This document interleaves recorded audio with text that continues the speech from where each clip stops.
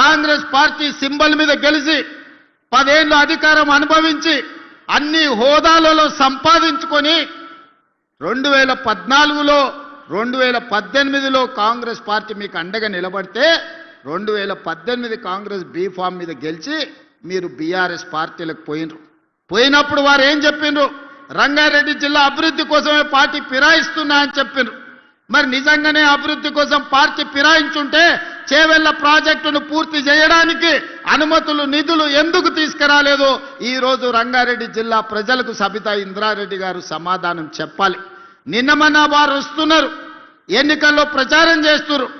మీరు చేసిన ద్రోహానికి ఈ ప్రజలను కలిసే నైతిక అర్హత సబితా ఇంద్రారెడ్డి గారికి ఉన్నదా అని నేను అడుగుతున్నా.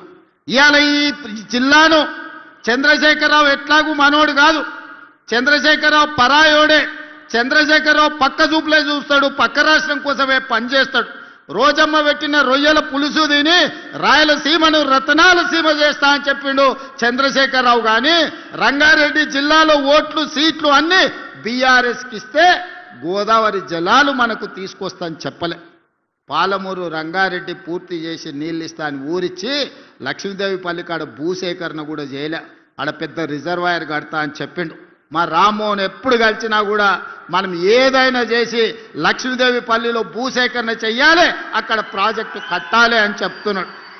తెలంగాణలో ఎత్తైన ప్రాంతం, నెత్తి మీద కుండ పెట్టుకొని ఒక బొక్క పెడితే ఎట్లయితే మనిషి ఎంత తడుస్తాడో తెలంగాణ మొత్తానికి ఎత్తైన ప్రాంతం లక్ష్మీదేవి పల్లి, అక్కడ రిజర్వాయర్ కడితే రంగారెడ్డి మహబూబ్నగర్ జిల్లాలో నీళ్లు వస్తాయని నేను కాదు చెప్పింది, చంద్రశేఖరరావే చెప్పిండు. మరి ఎందుకు కట్టలేదే? ఎందుకు భూసేకరణ చేయలేదు? అందుకే ఈ వేదిక మీద నుంచి మా రామ్మోహన్ రెడ్డి గారు అడిగినట్టుగా లక్ష్మీదేవి పల్లి భూసేకరణ తొందరలోనే సేకరిస్తాం. ఆ ప్రాజెక్టును కట్టడానికి అవసరమైన ప్రణాళికలను సిద్ధం చేస్తున్నాం. అదే కాదు, ఈనాడు ప్రాణహిత చేవెళ్ళ చంద్రశేఖరరావు నిర్లక్ష్యానికి రంగారెడ్డి జిల్లా బలైంది. అందుకే ఈనాడు తుమ్మిడిహెట్టి దగ్గర మొదలు పెట్టాల్సిన ప్రాజెక్టును చిన్న కాళేశ్వరం మేడిగడ్డ దగ్గరికి తరలించండి. మంతని పెద్దలు శ్రీధర్ బాబు గారు ఇక్కడనే ఉన్నారు. మేడిగడ్డ సుందిల్లా అందారం ఆడ లిఫ్టులు బ్యారేజీలు కట్టిండు. కానీ మంతని నియోజకవర్గానికి గుంట భూమి కూడా నీళ్ళు ఇవ్వలే. 1,00,000 కోట్ల రూపాయలు ఖర్చు పెట్టి కాళేశ్వరం కట్టిండు. కట్టిన కాళేశ్వరం 3 ఏళ్లలోనే కూలేశ్వరం అయింది. 1,00,000 కోట్ల రూపాయలు గోదావరిలో కలిసిపోయినాయి. కేసీఆర్కు ఆ కాళేశ్వరం దెబ్బకు ఎర్రవల్లిలో 1000 ఎకరాల ఫామ్ హౌస్ వచ్చింది. ఆయన కొడుకుకు జన్వాడలో ఫామ్ హౌస్ వచ్చింది. ఆయన బిడ్డకు శంకర్పల్లిలో ఫామ్ హౌస్ వచ్చింది. ఆయన అల్లుడు హరీష్ రావుకు మొయినాబాద్లో ఫామ్ హౌస్ వచ్చింది. సడ్డకుని కొడుకు సంతోషరావుకు ఇవాళ 1,000 కోట్ల రూపాయల వ్యాపారాలు వచ్చినాయి. మాకు మాత్రం గోదావరి జలాలు రాలేదు. గోదావరి జలాలను అడ్డం పెట్టుకొని గోదావరి జలాల ముసుగులో 1,00,000 కోట్లు ఖర్చు పెట్టి కాళేశ్వరం కట్టి 1,000 కోట్లు కొల్లగొట్టి మీరు ఫామ్ హౌస్లు కట్టుకున్నారు, మీరు వ్యాపారాలు పెట్టుకున్నారు, మీరు టీవీలు పెట్టుకున్నారు, మీరు పేపర్లు పెట్టుకున్నారు మీ గురించి గొప్పలు రాసుకోవడానికి. కానీ మాకు మాత్రం చుక్క నీరు రాలే. అందుకే ఈనాడు వికారాబాద్ జిల్లా నుంచి నాయకత్వం వహిస్తున్న నేను తెలంగాణ రాష్ట్ర ముఖ్యమంత్రిగా తెలంగాణ శాసనసభకు సభాధ్యక్షుడిగా ఉన్న గడ్డం ప్రసాద్ కుమార్ గారు శాసనసభ నడుపుతున్నారు. మేమిద్దరం ఈరోజు మీకు మాట ఇస్తున్నాం. మా శ్రీధర్ బాబు గారి సాక్షిగా గోదావరి జలాలను తీసుకొచ్చి తాండూరు, పరిగి, వికారాబాద్, చేవెళ్ల ప్రాంతాన్ని సస్యశ్యామలం చేసే బాధ్యత మాది. ఈరోజు మీరు ఆశీర్వదించిండ్రు, మాకు అవకాశం వచ్చింది. ఆనాడు దళితుని ముఖ్యమంత్రిని చేస్తా అని దళితులను చంద్రశేఖరరావు దగా చేస్తే ఇవాళ ఒక దళిత బిడ్డ శాసనసభకే సభాధ్యక్షుడై అక్కడ పైన కూర్చుంటే చంద్రశేఖరరావు మాట్లాడాలంటే గా దళిత బిడ్డనే అడుక్కునే పరిస్థితి కాంగ్రెస్ పార్టీ తీసుకొచ్చింది. అందుకే ముఖం జల్లక ఈరోజు శాసనసభకు వస్తలేడు చంద్రశేఖరరావు. ఆయల్ల దళితులకు 3 ఎకరాల భూమి అన్నాడు, డబుల్ బెడ్రూమ్ ఇల్లు అన్నాడు, తెలంగాణ ముఖ్యమంత్రి అన్నాడు. అన్ని రకాలుగా దోకా ఆయన చేస్తే ఈనాడు ఒక స్పీకర్ 4 మంత్రి పదవులు దళితులకు ఇచ్చి ఈరోజు దళితులకు ఆత్మ గౌరవాన్ని మన పార్టీ మన ప్రభుత్వం నిలబెట్టింది. సోదరులారా, శాసనసభ స్పీకర్గా వారు అత్యున్నతమైన పదవిలో ఉన్నాడు. తెలంగాణ రాష్ట్ర ముఖ్యమంత్రిగా మొట్టమొదటి స్థానంలో నేనున్నా. వడ్డిచ్చేది మేమే, మీరు రాసుకోండి.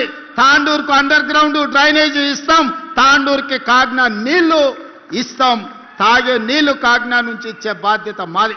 పరిగి మున్సిపాలిటీ అభివృద్ధి చేయడంతో పాటు వికారాబాద్ మున్సిపాలిటీని అభివృద్ధి చేస్తాం.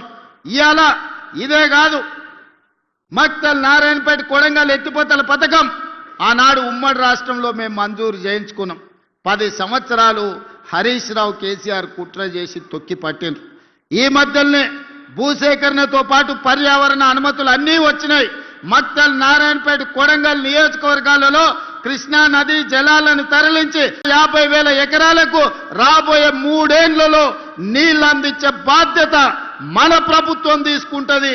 ఇవన్నీ పనులు పూర్తి చేయగలుగుతున్నాము అని అంటే ఇవాళ మన ప్రభుత్వం ఉంది, ప్రజాప్రభుత్వం ఉంది, ప్రజలు ఎంచుకున్న ప్రభుత్వం ఉంది. వికారాబాదు జిల్లా ప్రజల మనుషులు ఈరోజు అధికారంలో ఉన్నారు కాబట్టే ఈరోజు మన ప్రాంతానికి నీళ్లు, నిధులు మంజూరు అవుతున్నాయి. అంతేకాదు మిత్రులారా, అప్పా జంక్షన్ నుంచి మన్నెగూడ వరకు రోడ్డు చూసిరు. ఎన్ని ప్రాణాలు పోయినావో మీరే కళ్ళతో చూసిరు. ఎన్నోసార్లు చచ్చిపోతున్నప్పుడు మా రామ్మోహన్ రెడ్డి వాళ్ళని పలకరియడానికి మా యాదయ్య గారు అక్కడికి వెళ్ళారు. ఆ కుటుంబాలు ఎంతో ఆవేదన వ్యక్తం చేసినాయి. 10 ఏళ్ళు మంజూరైన, కేంద్ర ప్రభుత్వం మంజూరు చేసిన రోడ్డును పర్యావరణం పేరు మీద కొన్ని కేసులు పడితే వాళ్ళతో పాటు లిటిగేషన్లు ఆనాడు బీఆర్ఎస్ నాయకులు చేరిన. ఒక్కరోజు కూడా అప్పా జంక్షన్ నుంచి మన్నగూడ రోడ్డు పూర్తి చేయాలనే ప్రయత్నం చేయలే.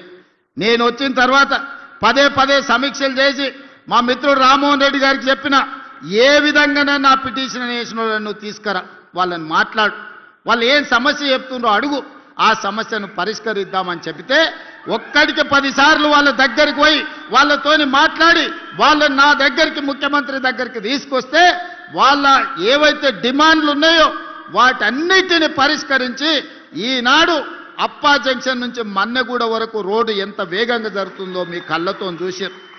మొన్నటికి మొన్న రోడ్డు మీద టిప్పర్లో కంకర తీసుకుపోయి ఆర్టీసీ బస్సు మీద పడితే 40 మంది పైగా చచ్చిపోయారు. ఈ పాపం చంద్రశేఖరరావుది కాదా? ఈ పాపం సబితా ఇంద్రారెడ్డిది కాదా? ఒక్కనాడైనా రామ్మోహన్ రెడ్డి చేసిన ప్రయత్నం ఆ పిటిషన్ లేచిన వాళ్ళని పిలిచి కూర్చోబెట్టి మాట్లాడి ఉంటే మంత్రిగా ఇన్ని ప్రాణాలు మిగిలేవి కదా? మీరు చేసిన పాపం కాదా? మీరు పాల్పడ్డ హత్యలు కాదా? పేదోళ్ళ ప్రాణం పట్ల మీకు విలువ లేదనడానికి ఇది ఒక ఉదాహరణ మాత్రమే. అదే కాదు, ఈరోజు మన్నెగూడ నుంచి తాండూరు పోవాలంటే 2-3 గంటలు పట్టే, మోకాళ్ళంత గుంతలు ఉండే. ఇప్పుడే మా మనోహర్ని అడిగిన, ఏం మనోహర్ పరిస్థితి అని. లేదన్నా వేగంగా పనులు జరుగుతున్నాయని. ఇవాళ వికారాబాద్ నుంచి తాండూరు, మన మన్నెగూడ నుంచి తాండూరు పోవడానికి ప్రత్యేకమైన రోడ్డు ఈరోజు పనులు జరుగుతున్నాయి.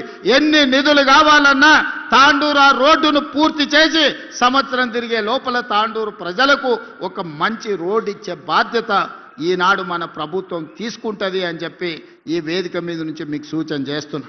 అదేవిధంగా మిత్రులారా, RRR ఔటర్ రింగ్ రోడ్డు రావడంతో మన రంగారెడ్డి జిల్లాలో ఒకనాడు ఏ పరిస్థితి లేకుండే.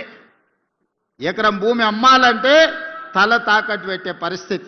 ఔటర్ రింగ్ రోడ్ వచ్చిన తర్వాత 1,00,000 వలకని భూమి 1 కోటి అయింది, 1 కోటి భూమి 10 కోట్లు అయింది, 10 కోట్ల భూమి ఇవాళ 100 కోట్ల రూపాయల విలువ పెరిగింది.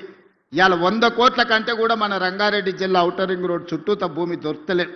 అందుకే కేంద్ర ప్రభుత్వంతో మాట్లాడి ఈనాడు రీజనల్ రింగ్ రోడ్డు 360 కిలోమీటర్లతోని ఈనాడు కేంద్ర ప్రభుత్వాన్ని మంజూరు చేయించినాం.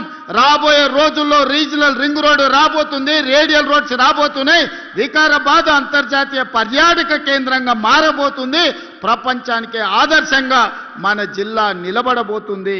ఇవన్నీ పనులు కూడా ఇవాళ మనం చేసుకునే పరిస్థితి వచ్చింది. దీనికి ప్రధానమైన కారణం ఈరోజు మనం అధికారంలో ఉండడం వల్లనే ఇది సాధ్యమైంది. అందుకే మిత్రులారా, పెద్దలు చెప్పారు మట్టికి పోయినా ఇంటోడే పోవాలని. మరి ఇవాళ మన గల్లీలో లేదా మన కాలనీలో పనులు జరగాలంటే కౌన్సిలర్ మనోడై ఉండాలనా లేదా మీరు ఒక్కసారి ఆలోచన చేయండి. మన ఎమ్మెల్యేతోని మన మంత్రి దగ్గర పోయి కూర్చొని నాకు ఇది కావాలి అని అడిగేటోళ్ళు ఉంటేనే కదా సమస్య పరిష్కారం అయ్యేది.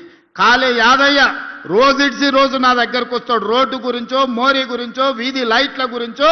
ఆయన మున్సిపాలిటీలే కాదు ప్రతి గ్రామానికి రోడ్ల కోసం యాదయ్య పొద్దునే నిద్ర లేవంగానే మాకు యాదయ్య గారు ఖచ్చితంగా వచ్చి కూర్చుంటాడు, సార్ నువ్వు ఎట్లనైనా ఇవ్వాల్సిందే లేకపోతే ఊరికి పోయే పరిస్థితి లేదు అని.